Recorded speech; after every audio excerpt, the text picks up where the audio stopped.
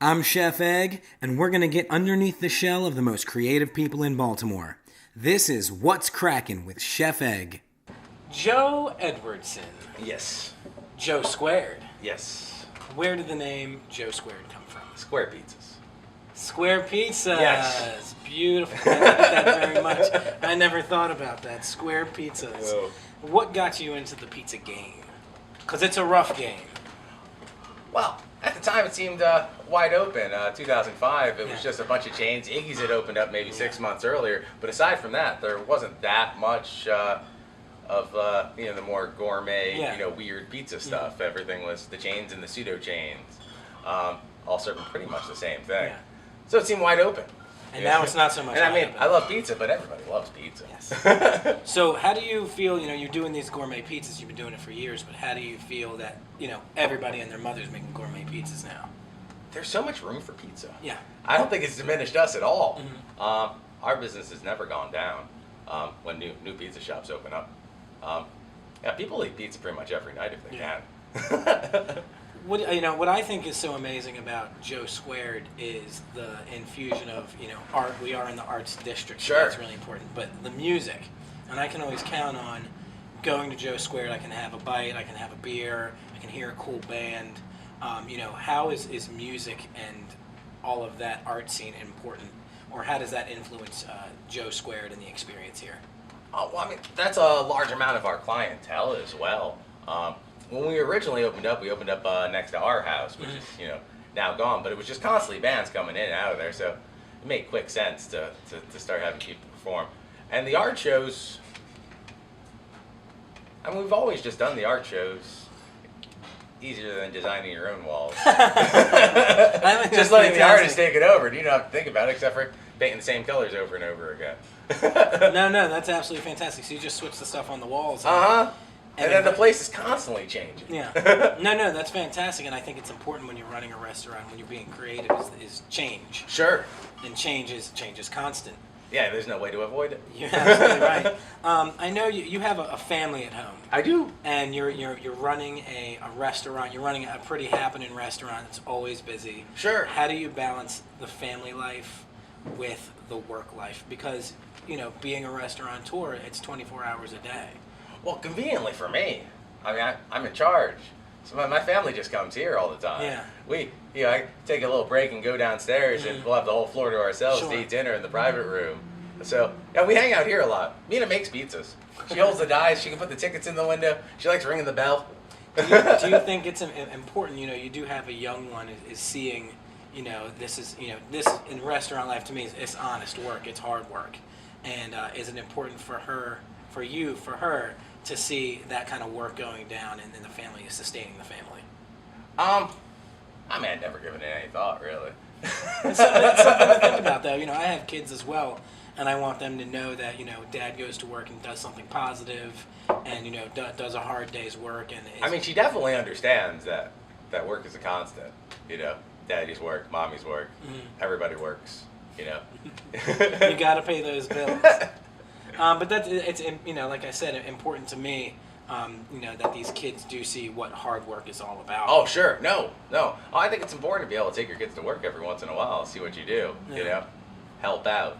Do you mean free work, Mr. Joe? Well, no. It usually adds more work to you.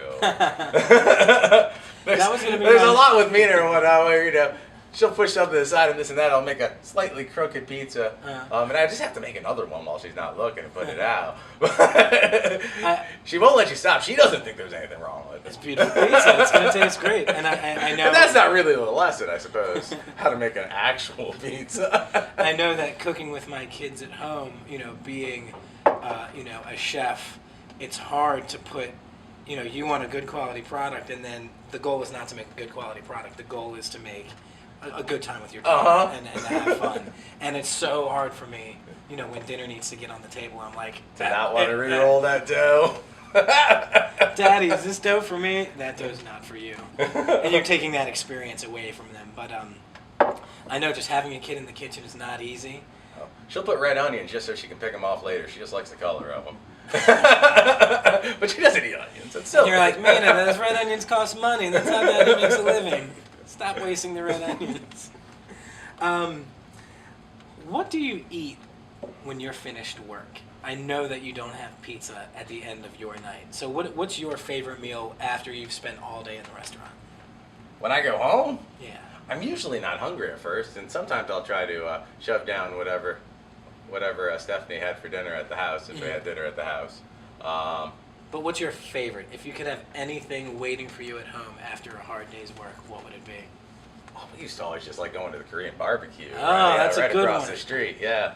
So it's a great thing that you mentioned the Korean influence in the neighborhood. So Sure. you've got pizza. This was Little Korea. Yeah, absolutely. Were you able to experience that? Because I know that it's kind of dwindled a little bit. Oh, well, no, I mean, its heyday was probably long before I got Mhm. here. I didn't get down to Baltimore until, 99. Mhm. But the original Joe Square was a Korean restaurant before we took it over. And the ginger pine nut wings is actually a carryover from that restaurant. Okay. I went there 3 times, and they didn't have an English menu or anything like that. And they served me those wings the first time, and then the next 2 times, I couldn't get them. Yeah. So when we took the place over eventually, Like, this is mine. I put it back on the menu, yeah. No, that's fantastic. But the red plates we serve the pizzas on, Mhm. they were left over at the restaurant. Yeah, they were from the Korean restaurant. That's funny. So you mentioned this place used to be a Korean restaurant, and I know you. Well, this place here used to be an Asian market. Okay. The original location a block over was a Korean restaurant. So can you tell me the story? What happened? I'm sure a lot of people don't know.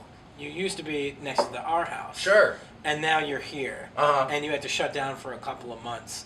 When you 4 found months. when you first found out that you had to shut down and you had to change tack or change your path, how did that make you feel? Oh, well, we knew we were going to have to shut down for the move. We were still optimistic. We found this place at the last minute. We were working on another deal that eventually fell out.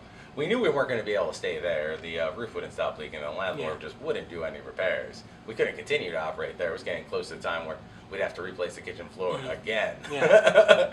And so we were happy to be able to find this spot. We only planned on the move taking about a month. That was So it took 4 that was months. a little silly, yeah. So what's going on in your brain as your livelihood, your restaurant is not open? I'm sure money is just going out left and right to open up the new spot. Restaurants, it's always that way, though. Yeah. Tomorrow could always be the day you don't open. Yeah. There's so many factors outside of your control. Yeah. I'm pretty burnt out to that kind of stress. Really? That's just a constant. It would drive me insane. It did a long time ago. I'm just drifting after that. You just you have a very good attitude Yeah, towards all this. I mean, that's just a constant. Now, what made you want to get into the restaurant biz? I didn't know any better. Okay. I've always worked in restaurants. But yeah, I had no idea what I was doing when I first opened up the original Joe Square. Okay. We figured it out as we were going along. I'd always just worked in the kitchen in front of the house. Yeah. I had no idea about any of the ownership stuff. But you seem like you're doing it now. I mean, it seems like it's. Oh yeah, no, you learn quick. This is I think Joe Squared is an institution in the city, definitely in the arts community. Sure. And I think it's important, and it's a testament to your hard work. And you got to keep it going, brother, because it's. Oh, always. Because if you don't have. We should be here for a really long time. Yeah. There's no end date on our lease now. Okay. Yeah, so we don't have to worry about. But if such you don't have places like this, like an arts community can dwindle, and if there's not a place for people to come together. Sure. And we're noticing that with different spots around Baltimore. You lose more and more. Yeah, I mean, so much stuff has shut down since we first got up here. When our house shut down, that was a big dwindle in the artists in the neighborhood. And that one pretty much, untalked about. Yeah. Load of Fun, when that closed down, now you've got Motor House, and that's a great establishment. But it doesn't replace the train of artists left, from, one of these days, if Copycat ever gets shut down, that could be a whole other set of issues. Yeah. But to keep places like this, I think is really important. It's a place for people to come together and, people can talk and have a conversation and have a beer and check out a band. And, Oh, sure. And there's a couple of spots in the neighborhood. Now, what There's do you think more and more. The Station North area is growing, and new types of people are coming in, and new things are happening. How does that affect kind of the clientele that comes in here? Well, we've always kind of been on that edge of, and now even with some of the newer people coming in, we're seen as a safe space. Yeah. So they're more willing to go here first before trying out some of the other places. No, that's Uh-huh. great. Because we know. So that's always beneficial. Well, it'd be interesting to see what happens when the theater opens up. Yeah. But it's interesting, this place is known, North Avenue is, I don't think very close, but some would see it as very close to places, that maybe positive things weren't happening over the summer and in the spring. Oh, and, sure. Well, I mean, you've definitely lost a lot of county business coming into town, And people that are in the city, they're like, this is fine. Well, no, Everything's fine everybody in here." the city, yeah, they know we didn't actually have a riot. But yeah, to say we're on North Avenue and there was unrest or a riot, whatever you want to call it. Oh yeah, just 5 blocks down there. How did that affect your business when it was going on? Oh God, awful. Yeah. Oh, yeah, lots of restaurants reeling from that. A lot of restaurants never recovered. The Harbor still hasn't recovered. Yeah. We lost a fair amount of out of town business and county business, no doubt. But the city people are going out strong. They still are. Yeah. The people that love it. Yeah. And that'll keep you around. It was bad branding for the city, that's for sure. No one's gonna argue with that. What's the coolest thing that's ever happened to Joe Squared where you were like, oh my God, I can't believe that person walked through the door. I can't believe this is happening in front of me. What's the one thing that sticks in your mind that's like, I can't believe this happened at my spot? I got married at Joe Squared. Did you? I did. Artscape, maybe 3 years ago. At Artscape 3 years ago, you got married? Well, the Sunday after Artscape. Okay. We did business that day, and then we closed down at like 3 o'clock, and hung a bunch of balloons from the ceiling and stuff like that. Put out a mat, brought in a bunch of chairs. That's beautiful. Yeah, no, that was the best thing out. And it saved on the rental space, right? Well, I already paid for it. I didn't charge myself anything. Now, let me ask you a question. I coordinated the kitchen. The catering was cheap too, and excellent, I might add. The food was fantastic. So you're married, you have a kid. Yes. And that makes me profoundly happy. Does it make you profoundly happy? Yes. Yeah. No. It's the best thing. It's the best thing. No, it's not the way around. And how did all the stress of having a spot and I guess being young and freewheeling, that has its positives and negatives as well. Oh, well, sure. But I know that, before I was married and had kids, there's always, there's something missing. And do you think being married has filled that something missing? And how do you think definitely filling that, I don't want to say hole, but that something missing has, given you a greater appreciation for running a business and making pizzas every day? I mean, definitely makes your obligation that much firmer. Mm-hmm. Now I gotta make pizzas. Yeah, no, I can't be as lazy as I want to be. It's not my say anymore. Yeah, absolutely. Not in control of your own laziness. But do you definitely feel it's made you a happier person? Most definitely. I enjoy being married. Yeah, and I definitely enjoy having a kid. Yeah. We have a lot of fun. Yeah, totally. And before you're married, you're like, I guess anything's possible. No. I mean, it gives you the capacity to really eat a lot of shit and still go home. Yeah. I can dig that. Yeah. You have a nice safe space at home. Yeah. Everything's cool. Oh, yeah, the worst things could happen during your day as long as you still get to go home. Yeah, you get to go home. And I think that's a positive thing. You do see a lot of artists out there, whether it be a musician or people that are on the road and they don't want to go home. Being on the road is freedom to them, and home is not. So it's good to hear. Yeah, no, I'd had enough of freedom.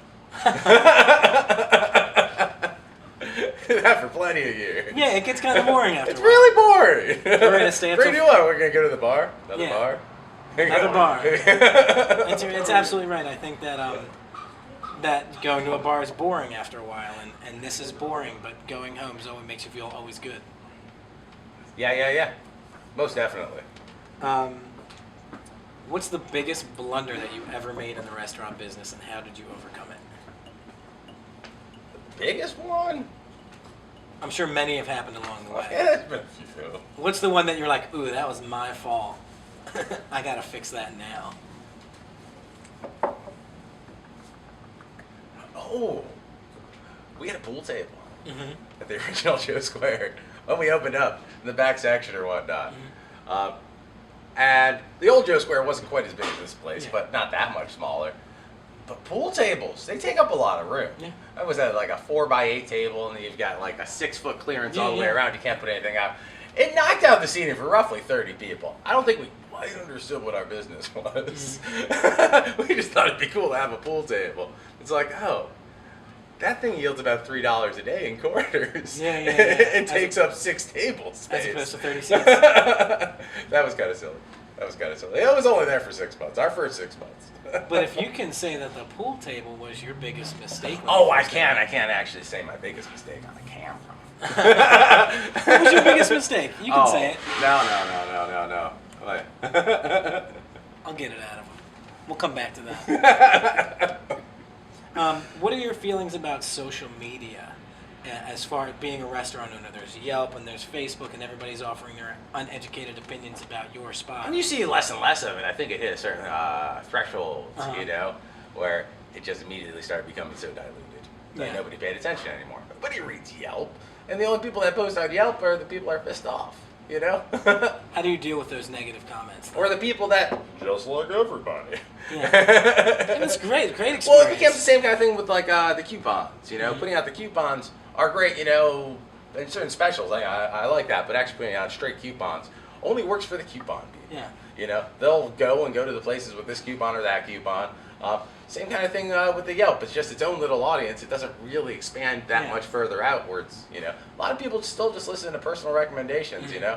And I mean all the Facebook posts and this and that, but that's kind of a lot less useful for restaurants. Yeah. As all of it gets so much more diluted. As they want to sell so much more advertising space. Oh, for sure. The difference between back in the day when Joe Squared was a person on Facebook versus now when we're a business. Yeah. We had so many more interactions with so many more diverse people back in the day. And now it's just homogenous. No, well, nobody sees it. Unless they're going to it. It's might as well be the same as our website. We're not having conversations like that anymore. We're responding here and there. But.